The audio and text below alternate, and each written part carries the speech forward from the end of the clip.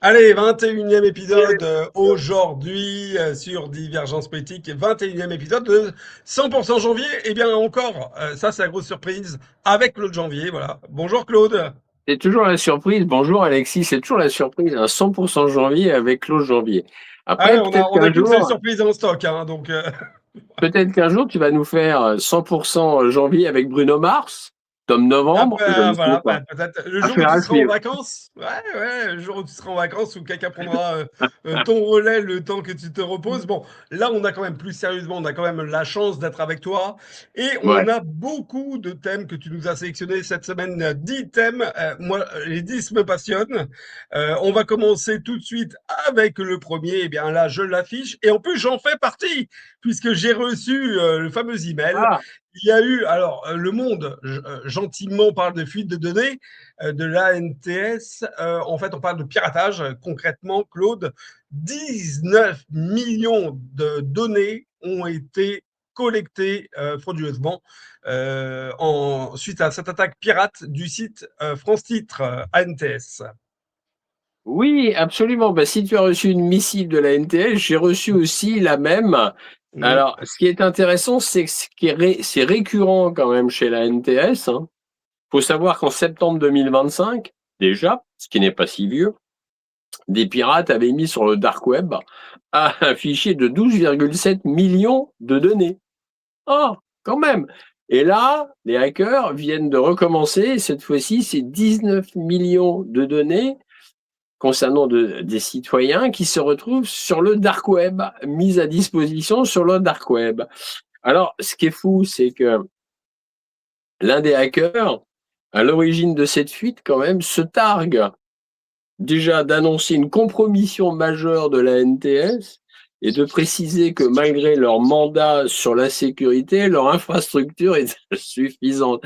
Moi, ça me fait rire. Il y a un hacker qui donne des leçons aux ingénieurs informaticiens et électroniciens de la NTS. Ben, tu me diras pourquoi s'en priver, puisque de toute façon, c'est vrai. À l'autre bout, on a des ingénieurs branquignoles. C'est des branquignoles, les mecs. Faut arrêter le délire quand même. Se faire pirater, en fait, si on additionne les deux, ça fait déjà 31 millions d'informations qui se retrouvent sur le dark web. Faut arrêter de nous prendre pour des jambons quand même, quoi.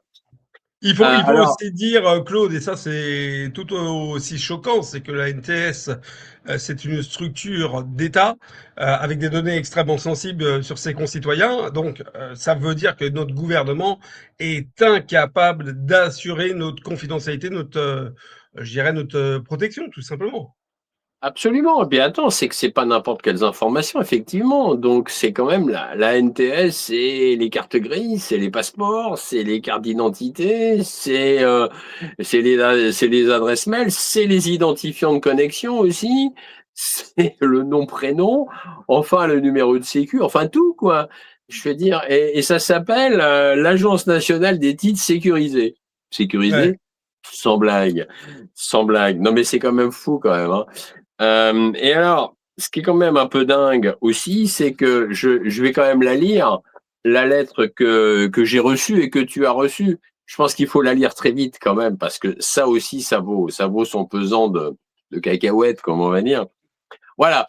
Bonjour, le 15 avril dernier, la NTS a eu connaissance d'un incident de sécurité sur son site. Ah, sans blague.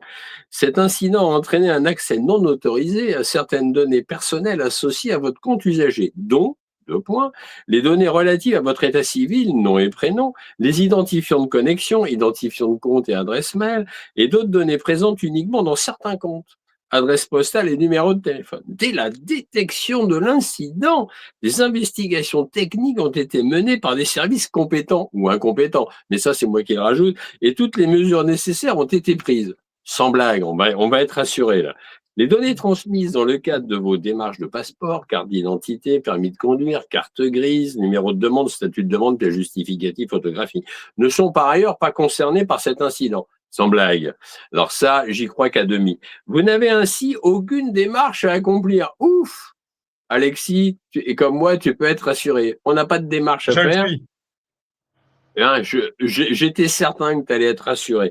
Au regard des données personnelles concernées, il est cependant possible que vous receviez prochainement des appels ou des courriels indésirables. Aussi, nous vous recommandons de redoubler de vigilance, de ne jamais communiquer vos informations personnelles et de nous signaler toute activité inhabituelle sur votre compte via le formulaire dont le lien figure à la fin de ce message. Et conformément à l'article 33 du règlement relatif à la protection des données personnelles, le fameux RGPD, l'incident a été notifié à la Commission nationale de l'informatique et des libertés, la fameuse CNIL. Le ministère de l'Intérieur a par ailleurs transmis un signalement à la procureure de la République de Paris en application de l'article 40 du Code de procédure pénale en vue de l'ouverture d'une enquête. Bah, tu parles, c'est peut-être le moins qu'ils puissent faire. Nous vous assurons que la sécurité de vos données constitue notre priorité et restons à votre écoute. Sans On le blague. voit. Oh, On voit alors qu'effectivement, là, c'était une priorité. c'est Absolument. merveilleux. Franchement, on vit dans un monde merveilleux. On est d'accord. Alors bon, puisqu'on vit dans un monde merveilleux, on a un deuxième thème quand même à aborder aujourd'hui. Vous le voyez toujours via Le Monde, c'est l'asparge ou l'asfargue, je ne sais pas comment on dit. Lafarge, les Simons Lafarge, Lafarge, tout merci. simplement. C'est cette très grande multinationale française qui a été reconnue coupable de financement de terrorisme en Syrie. Toi, tu as rajouté le titre Laisse béton, ouais. Pas Ouais, Laisse c'est béton, ça. pas pour l'ancien dirigeant qui Ah bah non. aurait, alors il a fait appel, mais qui aurait reçu une condamnation de 6 ans de prison, ceci étant. Eh ben c'est le moins qu'il puisse avoir, parce qu'en fait, mais moi je le savais depuis longtemps, et on est quelques-uns, on le savait depuis longtemps, mais entre 2013 et 2014, quand même, l'entreprise, les Ciments Lafarge, et c'est pas n'importe quelle entreprise quand même, hein, a payé des groupes djihadistes quand même, faut le savoir, afin qu'il laisse fonctionner une usine située au milieu de la Syrie, et le tout en pleine guerre à l'époque, en pleine guerre contre ce petit pays qui est la Syrie. Mais à l'époque, c'était Bachar el-Assad, donc évidemment, c'est le grand vilain. Hmm. Donc, Je rappelle parce qu'on ne l'a pas dit, on parle de terrorisme, il faut appeler un chat un chat. C'est notamment l'État islamique dont on parle, oui, hein, accessoirement. ah oui, oui, oui. C'est pas un groupuscule de 3 terroristes dans leur coin, on parle bien de l'État islamique. On parle tout à fait, tu as raison de le souligner, Alexis, de l'État islamique. Donc, il y a quand même la présidente du tribunal, hein, qui s'appelle Isabelle Prévost-Després, a quand même lâché que cette modalité et je la cite in extenso, cette modalité de financement des organisations terroristes a été essentielle comme participant à la mainmise de l'organisation terroriste sur les ressources naturelles de la Syrie, lui ayant permis de financer des actes terroristes sur zone et projetés à l'extérieur, notamment en Europe. Bon, comme ça, Rappelons-nous, Claude, notamment nos compatriotes décédés sous les balles ouais, au Bataclan. au Bataclan. Voilà, donc, L'attentat du bus, enfin pas du bus, du camion à Nice, un à 14 Nice, juillet, enfin effectivement, etc., etc. Donc, voilà. voilà, parce que effectivement, tu as raison de le rappeler quand même, c'est que l'État islamique et Daesh s'en sont donnés à cœur joie et peuvent encore demain s'en donner à cœur joie. Alors, l'ex-PDG de Lafarge, comment il s'appelle lui? Bruno Lafont. Bah voilà, il est condamné à 6 ans de prison avec mandat de dépôt, à exécution immédiate et 2 ans et 225 000 euros d'amende. Évidemment, il a interjeté appel. Bah ça, il va pas admettre qu'il a tort, le pauvre Chounet. Tu vois. Et Lafarge, le ciment Lafarge a été condamné quand même à une amende de 1,125 millions d'euros, en plus d'une amende douanière de 4,57 millions d'euros.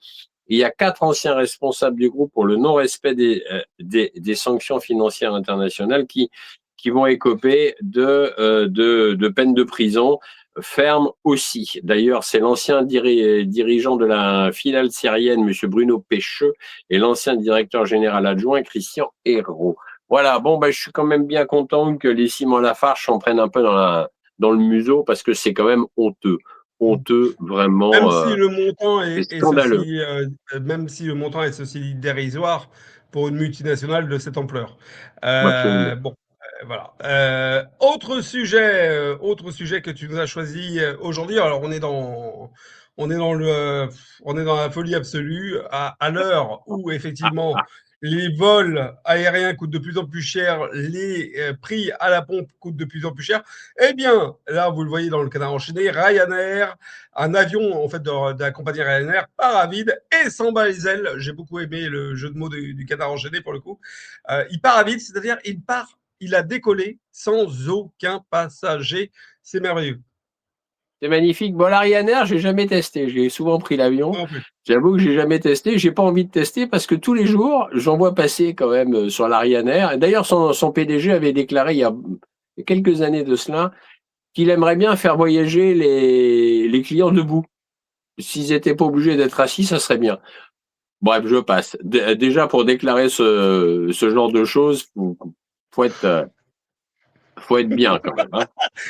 C'est pas une Gorafi, c'est vrai. Non, non, non, c'est vrai. Il a déclaré ça il y a 3-4 ans en arrière. Faudrait que je le retrouve. Non, non, il avait vraiment déclaré ça. S'il y avait, il faudrait trouver un moyen pour faire voyager les gens debout. Ah ouais, bah, oui, moi je pense que la solution est simple, c'est, tu sais, comme dans les bus, en fait, il faut la petite poignée en haut, on ouais, s'accroche, je sais pas, une ceinture, on s'arrange, on trouvera une solution. Et Alors, puis, et bon décollage. D'un côté, tu tiens, de l'autre, tu bois ton café. Enfin, tu vois le genre, quoi. Oui, Ah, je pense que le décollage et l'atterrissage doivent être absolument un grand moment. Un grand moment, ouais, effectivement. Donc là, pour le coup, il y a un aéroport qui s'appelle Vatry dans la Marne. Alors je connais pas, hein, c'est un petit aéroport. Et l'avion de la Ryanair a décollé en direction de Marrakech sans ses 192 passagers. Alors c'est intéressant. Déjà, on se dit mais comment un avion peut décoller sans ses passagers? Donc brûler du kérosène pour rien. Alors on va me dire, bien sûr, il a des horaires à respecter puisque très certainement il devait repartir de Marrakech pour une autre destination, etc., etc. Mais quand même. Et alors, qu'est-ce qui s'est réellement passé? Eh ben, les 192 personnes en fait qui avaient réservé leur place, ils n'ont pas pu embarquer à bord de l'appareil par manque d'agents de sûreté en charge de la sécurité des barrages et des filtrages pour les départs. Ah bon?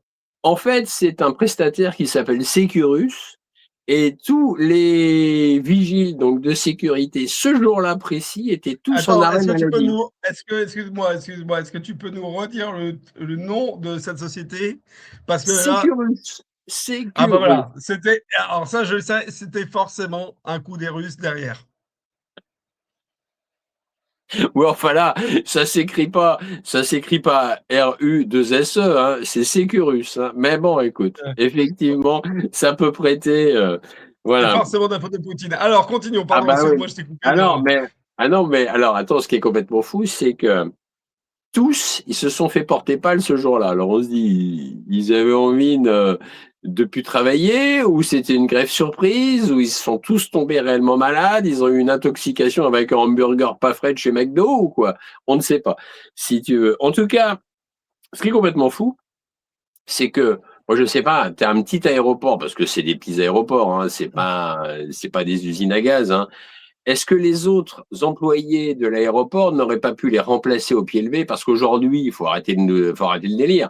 La quasi-totalité des passagers aujourd'hui n'ont pas de bagages en soute. Ils ont juste des petits bagages cabine. Et puis quand bien même les bagages en soute, eh ben, tu les passes pas au scanner, hein, ça passe, basta cosy, quoi.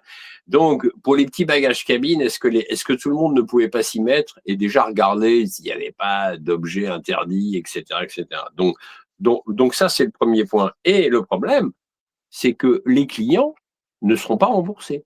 Parce que la Ryanair dit, nous, attendez, c'est pas de notre faute. Hein. Il n'y avait pas d'employés de sécurité pour vérifier les bagages, donc nous, on pouvait plus attendre, on est parti.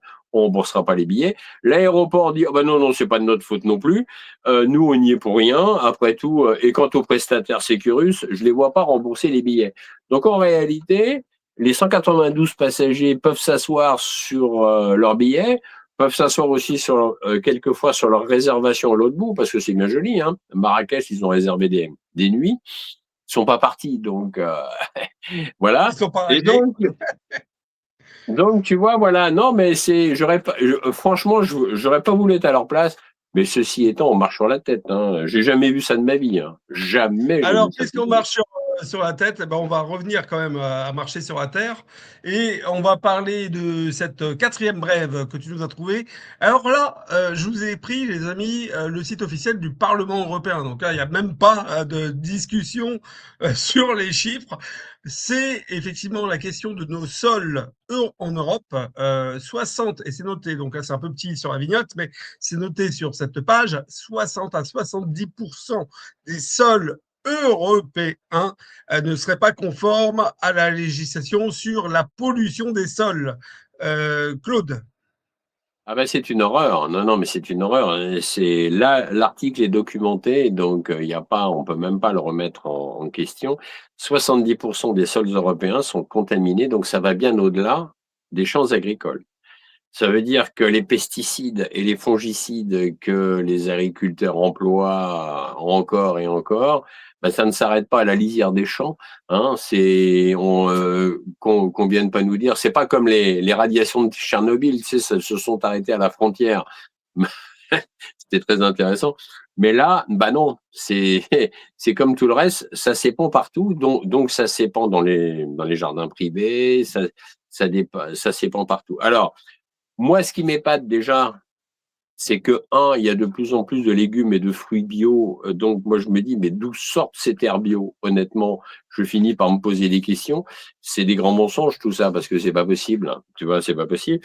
Donc, les répercussions sont considérables. C'est le glyphosate et d'autres substances actives qui s'attaquent également aux organismes dans le sol. C'est-à-dire, qu'il faut crever les vers de terre, entre autres.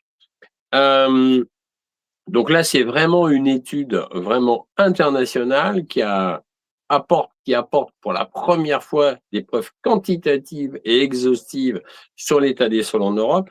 Donc, on ne peut pas le remettre en cause.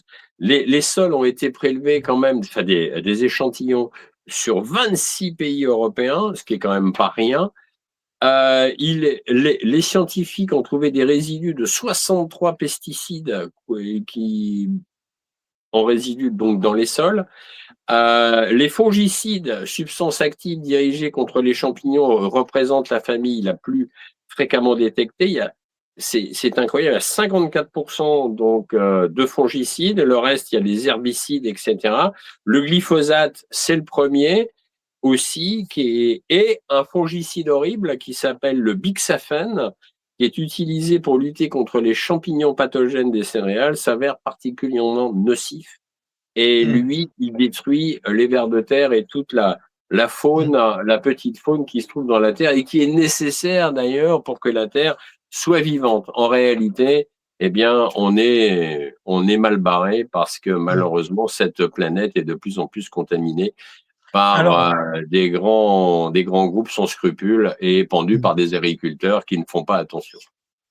Alors Claude, quand tu m'as envoyé cette chronique, je suis allé regarder quand même, parce que on va dire après, bon, je suis à tes côtés dans cette émission, donc on va dire je suis complotiste, tout va bien, c'est normal, on est sur divergence politique, mais ceci étant, moi je tiens à vous le dire, le nombre de nouveaux cas de cancer a presque doublé depuis 1990. C'est pas moi qui le dis, c'est lorsque vous regardez même sur Google l'analyse des chiffres. Donc c'est plus 104% pour les femmes, notamment en 30 ans. C'est une augmentation qui est notée d'ailleurs croissante, donc il n'y a pas de stagnation. Si on veut faire un point sur les nouveaux, sur le développement des cas de cancer en France, hein, on va parler que de la France par exemple, c'est 57% des hommes qui sont atteints d'un cancer, 43% chez les femmes. Donc après, on nous raconte, oui, mais c'est normal, il y a des meilleurs moyens de détection, ce qui est sans doute vrai, mais ceci dit, il y a 30 ans, c'était pas non plus l'âge de pierre. On nous raconte qu'effectivement, les gens vivent plus vieux, donc il y a plus de cancers. Bon, ok, moi, je trouve que quand même, il y a 30 ans, les gens vivaient quand même suffisamment vieux aussi. Enfin, il n'y a pas une évolution considérable. On a quand même, je le rappelle, ce chiffre, le nombre de cancers développés a doublé depuis 1990. Chers amis, de là à dire qu'il y a peut-être un lien de conséquence avec tout ce que l'on voit, notamment sur les sols, les pesticides, etc., ce que l'on mange, les vaccinations, vous en ferez votre réflexion vous-même, hein, Claude? Ah mais tu as raison, Alexis, hein, tu as raison de le préciser, c'est évident. C'est évident qu'il y a une relation de cause à effet. Hein, faut pas être sorti. Alors, évidemment, Tous les scientifiques qui sont à la solde des labos vont dire le contraire, et à la solde des grands groupes, effectivement, de produits chimiques et phytosanitaires vont dire le contraire, mais il n'empêche que. Il Voilà. n'empêche pas. Bon, dans la série de nos brèves ce matin, cinquième brève, eh bien, tu as souhaité nous parler de ce petit groupe très sympathique et très charmant qu'est Palantir. Qui a décidé Palantir? Alors, je reprends la brève, qui vient de publier en fait un manifeste contre le cyberfascisme qui est là dans le Courrier national, questionné de technofasciste. Donc, il y a une inversion de l'attaque. Palantir, il faut aussi dire que c'est l'acteur sur lequel l'intégralité des banques françaises a misé, Claude. Absolument. Alors, ce qui est intéressant quand on se penche sur ce manifeste, donc il y a un politologue qui s'appelle Yuri Baranchik qui l'a un peu passé au crible. Et déjà, bon, Palantir, hein, je ne fais pas un dessin, hein, ami internaute, hein, c'est une société spécialisée de plus en plus dans les technologies d'espionnage. Son principal client étant la CIA. En France, son principal client étant la DGSI quand même. Palantir est mouillé dans à peu près tout ce qui bouge au niveau espionnage. Et ils ont publié un manifeste dans lequel Palantir donc vante les mérites de la puissance américaine et affirme que certaines cultures sont inférieures à d'autres. Alors là, tout d'un coup, ça m'a fait lever les sourcils. Je dis, ah bon, ça c'est très intéressant ça. Alors, l'idée clé est que le modèle occidental, soft power plus marché plus technologie de consommation, ça fonctionne plus. Voilà, les valeurs et la rhétorique seules ne suffisent pas. Ce qu'il faut, c'est une hard power construite sur les logiciels de l'IA. Ah ben comme ça, au moins, c'est jeté, quoi, tu vois. Voilà, si Alors, tu avais le moindre doute, au moins les choses sont claires.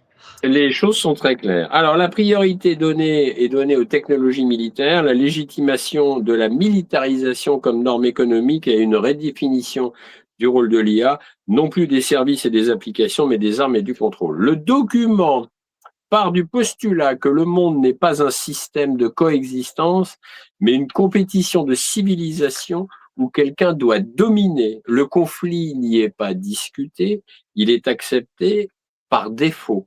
Ah bah c'est quand même très intéressant quand même, tu vois, quand on creuse un peu.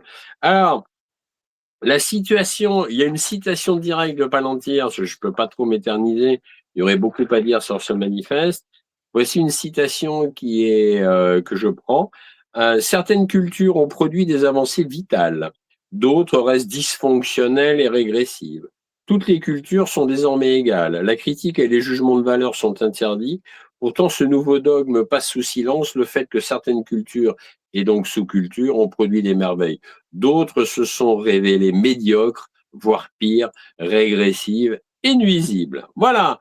Eh bien, on est vraiment dirigé par une poignée de cinglés, hein, quand même. Donc ça, c'est un des quelques extraits du document de Palantir. Alors les banques là-dessus, effectivement, Banque française et Palantir, eh ben les banques françaises misent tout de plus en plus sur la société Palantir. Et ça, c'est une enquête internationale montre que les banques françaises ont investi dans la société Palantir à hauteur de 4,4 milliards de dollars quand même en 2025. Alors, c'est une enquête internationale, comme je viens de le dire, notamment menée par Follow the Money aux États-Unis, puis d'autres dans tous les pays. Je ne vais pas tous les citer, ça va devenir fastidieux. Mais en réalité, on retrouve qui comme banque française? BNP Paribas et Amundi, par exemple, qui est une filiale du Crédit Agricole. Ils ont augmenté de 70% leur nombre d'actions Palantir. Ah oui, quand même, la France est le troisième pays européen à avoir investi en masse, pardon, pas en mars, en masse, à hauteur de 4,4 milliards de dollars chez Palantir.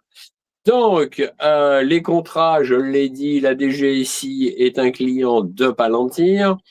Et ce qui est intéressant, c'est que, interrogés quand même à BNP Paribas et à Mundi, se sont défendus. Alors là, auprès de BFM TV, c'est même pas moi qui vais l'inventer, parce qu'ils se sont fait un peu rentrer un peu dans l'art, on va dire, en disant mais Palantir, attendez, ça pose question. Non, non, eux, ils ont répondu, on assure investir dans le cadre de gestion d'actifs passifs. Cela signifie qu'elles investissent finalement en fonction des indices de marché comme le S&P 500, mais il ne s'intéresse qu'aux performances et pas aux entreprises qui le composent. Bon, l'argent n'a pas d'odeur, t'as compris, Alexis, on se pince le nez, on empoche les millions, et pour le reste, tout va bien. C'est intéressant quand même, hein.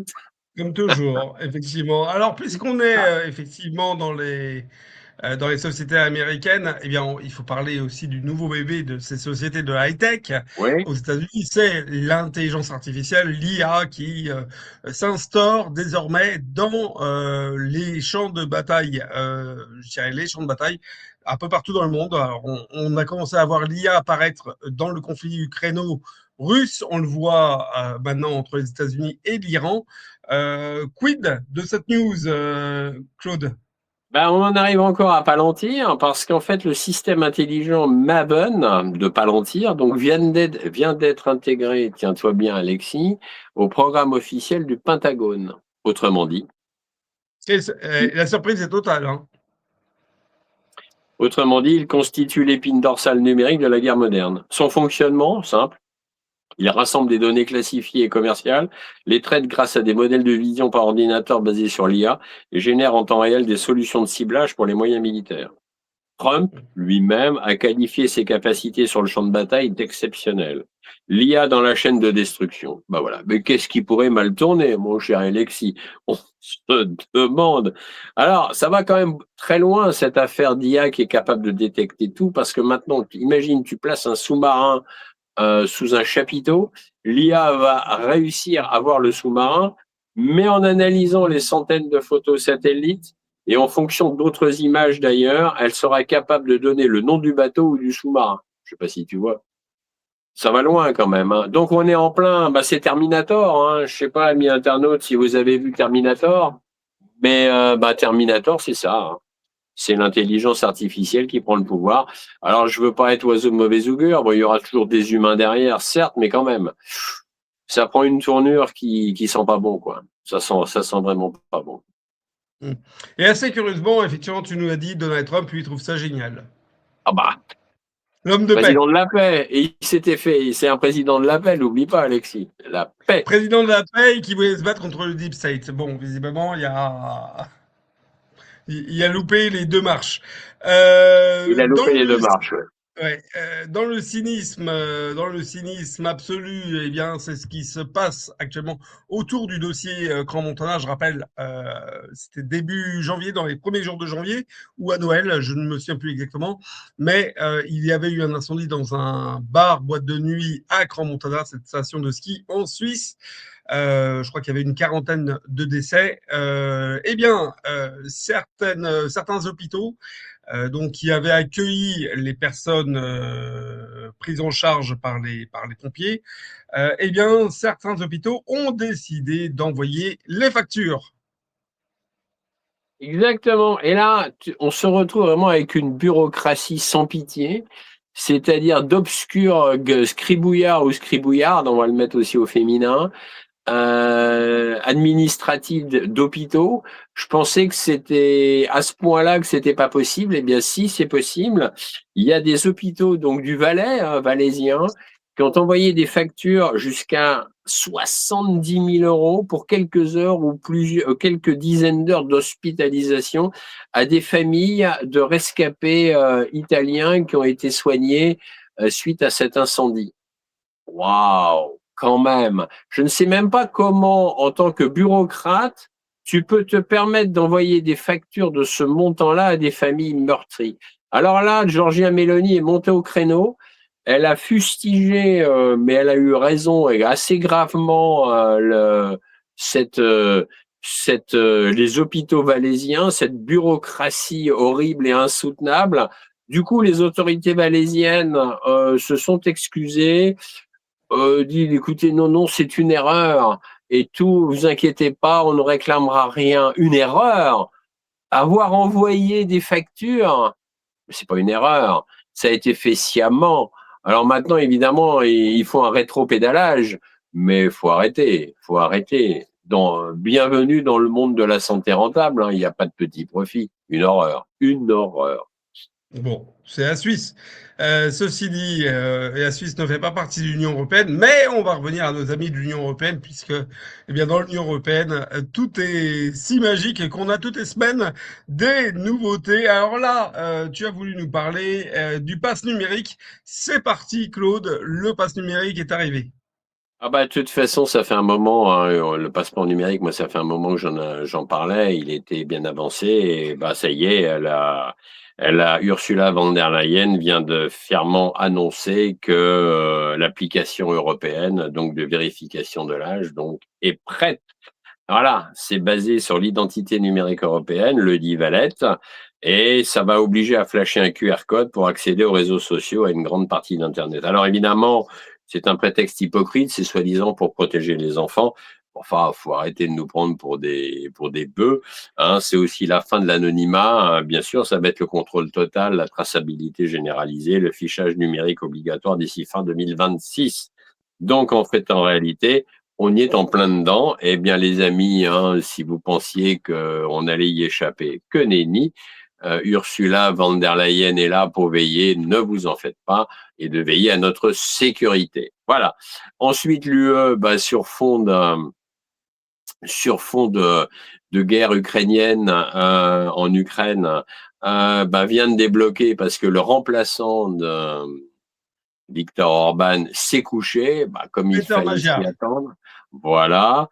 Il vient de se coucher, évidemment, face aux Il vient de millions. se coucher, ça n'a pas traîné longtemps. Hein, Non, hein. effectivement. Il n'a pas trop fait de résistance, disons. Non, bah, à peine debout, déjà couché. Bon, comme ça, au moins, Voilà. c'est terminé.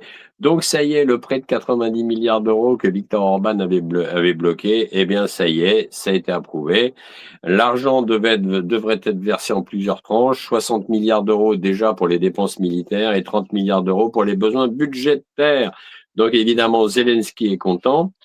Il va pouvoir continuer à quémander. Et d'ailleurs, curieusement, il ne quémande jamais ces oligarques ukrainiens, dont il y en a un d'ailleurs où le fameux yacht était amarré il n'y a pas longtemps au port de Sète, en Méditerranée, en France. Il s'appelle le Luminance. C'est la propriété de l'oligarque ukrainien Rinat Akhmetov. Il vaut 500 millions de dollars. Et c'est lui-même d'ailleurs aussi qui vient d'acheter l'appartement le plus cher du monde entier, au monde entier, à Monaco. C'est-à-dire que Zelensky, plutôt que d'aller frapper à la porte de ses amis oligarques, il préfère évidemment, c'est plus facile, et puis il sait qu'il aura gain de cause à la porte de l'UE déjà, et évidemment, bien entendu, l'argent continue à couler à flot en direction de l'Ukraine pendant que ces oligarques, eux, se payent le luxe et l'hyperluxe. Allez. Voilà. Je rappelle que d'autre part, c'est quoi, c'est 18% si je dis pas de bêtises, à nous Français, de prise en Oui, charge ouais, du prêt. Je crois que c'est 18%, hein, ouais, ce serait ouais, vérifié. ouais. Mais donc, 18 sur 90 milliards, voilà ce que l'on va payer enfin la France, nous contribuables français à l'Union européenne. C'est chouette hein, quand même cette démocratie. Tu nous parlais de passe C'est numérique, tu nous chouette, parles hein? de ces fameux 90 milliards. C'est chouette comme démocratie, ouais, c'est vraiment bien. Ouais. Et j'ai vu dans le cadre de cette, dépêche que tu as souhaité, dont tu as souhaité parler, que c'était pas un acte final. Hein. Il a été noté que ça pourrait être renouvelé. Alors après, on Oui. nous a dit côté européen, oui, mais il y aura quand même des contreparties demandées à l'Ukraine, notamment au niveau de la transparence et des mesures anti-corruption et fraude. Alors, Du pipeau. voilà. Voilà. On avait Du dépassé le 1er pipeau. avril, mais c'était toujours rigolo, ça marchait bien. Alors la dernière chronique que tu as souhaité aujourd'hui nous présenter, eh bien, c'est le fait que la Russie et la Chine continuent leur dédollarisation, notamment avec un renforcement des paiements par le rouble ou par le yuan. Eh oui, eh ben on va finir donc par une bonne nouvelle. Et ça m'a mis du baume au C'est pas cœur pour nous. parce que enfin l'hégémonie du dieu dollar commence à prendre de plus en plus des coups de semonce. Et c'est un bien. Donald Trump doit pas être content, mais ça on s'en fout royalement. En tout cas, la Russie et la Chine ne négocient quasiment plus en dollars américains. L'accord a été signé, c'est un accord bilatéral. Donc les échanges commerciaux entre les deux pays qui ont quand même pesé en 2023 240 milliards de dollars, hein, ce n'est pas rien, selon les douanes chinoises, un chiffre officiel, se règlent désormais, vont continuer à se régler en yuan et en rouble. Voilà. Donc, ils ont signé, Vladimir Poutine et Xi Jinping ont signé vraiment un accord commercial. C'est une bombe, évidemment, placée sous le socle de la puissance financière américaine. Et effectivement, on peut en terminer là-dessus, en conclure que si suffisamment de pays cessaient de transiger en dollars, eh ben, la capacité de Washington à imposer des sanctions s'effondrerait de facto et il nous lâcherait les baskets au niveau du monde entier, ce qui serait un bien pour la majorité des peuples de ce monde. Voilà. Eh ben voilà, c'était une belle revue de presse aujourd'hui avec des sujets absolument passionnants.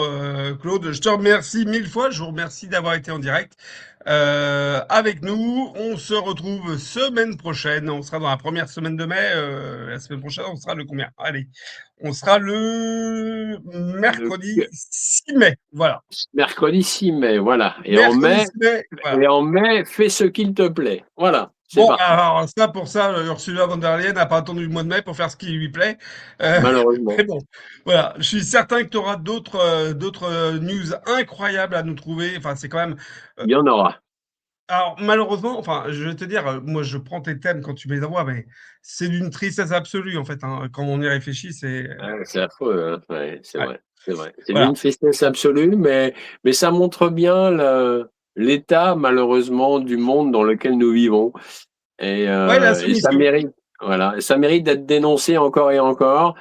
Après, évidemment, il faut pas se laisser submerger par ça. Il faut essayer de positiver. Il faut aller dans le sens du positif. Mais il faut dénoncer. Il faut le dénoncer parce qu'il y a qu'en le dénonçant que, en fait, ça recule. Et s'il y a Mm. personne pour le dénoncer, alors évidemment, là, c'est une autoroute à 8 voies, donc c'est même pas la peine, quoi. Voilà. Voilà, allez, on n'est pas en 1984, comme l'écrivait Orson Welles, on est en 2026. Mais bon, voilà, dormez bien, braves gens, les États ou l'État, le Bruxelles, je sais même pas ce qu'on doit dire maintenant, veille sur nous. À tous, bonne semaine, Absolument. et voilà, et on se retrouve avec Claude Janvier dans le 22e épisode, semaine prochaine, au revoir. Au revoir, Alexis, amis internautes. À la semaine prochaine et merci de votre fidélité.